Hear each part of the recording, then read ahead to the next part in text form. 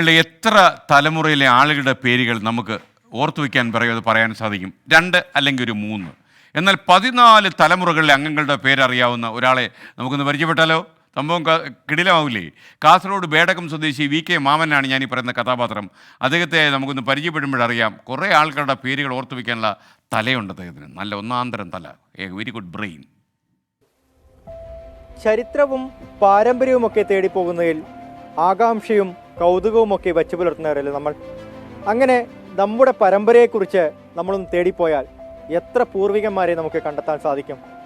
എളുപ്പത്തിൽ 1-2 തലമുറയിലേക്ക് എത്താൻ സാധിക്കും. പക്ഷേ കാസർഗോഡ് 14 തലമുറയെ കണ്ടെത്തിയ ഒരാളുണ്ട്.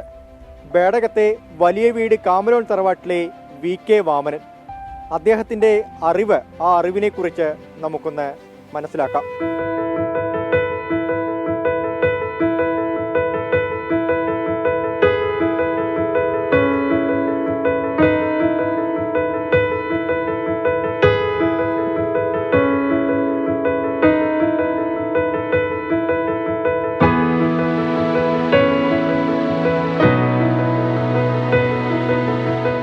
ചേട്ടപ്പോൾ ഇത് ഒരു തറവാട് എന്നുള്ള സങ്കല്പത്തിനാണ് നമ്മുടെ ഈ പരമ്പരയൊക്കെ ഉരുത്തിരിയുന്നത്.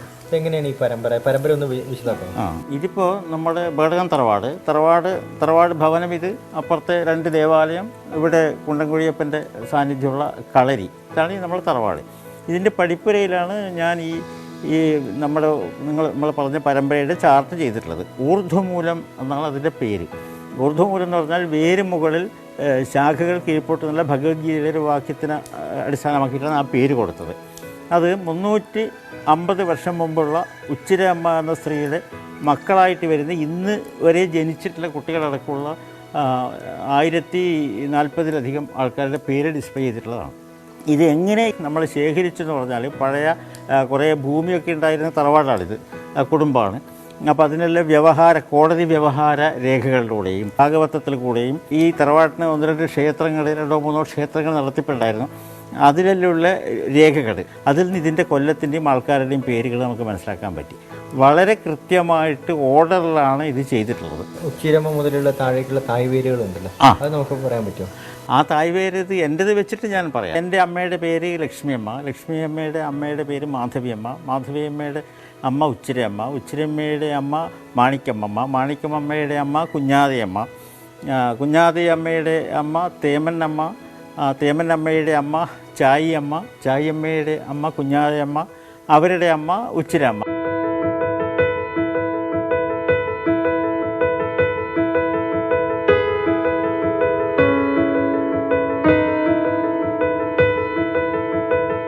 നമ്മുടെ വടക്കൻ മലബാറിലേക്ക് എത്തിക്കഴിഞ്ഞാൽ ഇങ്ങനെ ഒട്ടേറെ തറവാട് സങ്കല്പങ്ങളുണ്ട്.